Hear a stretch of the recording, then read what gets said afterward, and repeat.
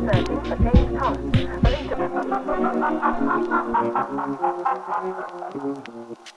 movie we're talking about today is Nosferatu.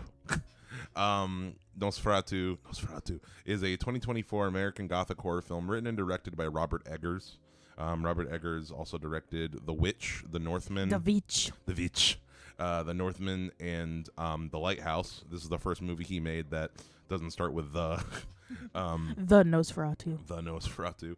It is a remake of a 1922 silent film of the same name. And the original silent film is an unlicensed adaptation of the original Dracula novel. So By Bram Stoker.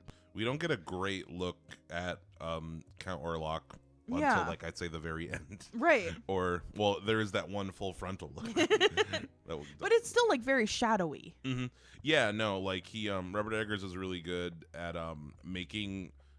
using darkness very purposefully. Yeah. I feel like a lot of some of the worst kind of horror movies that are, like, low budget, that don't know how to use darkness effectively, are just using darkness to cover up the low budget, or like trying to hide kind of mistakes or cheap things.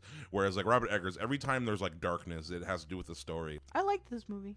Yeah, me too. It was hard for me to I think that maybe some of it might have been just kind of some pacing issues. It was a long movie. It was long. It was a very, I think that overall Robert Eggers is like this with his stories, as far as like, you know, everything's a very slow burn. Everything's simple, but it's way more about the atmosphere and kind of like letting it soak in. And I feel like for me personally, the first half of this movie and the build up was a lot stronger than the payoff that we got in the second, because the second half of this movie to me is a lot of like Willem Dafoe running around like magic is real, you know, which is entertaining, but it's not as like, for me personally, thematically interesting as how they built up to it.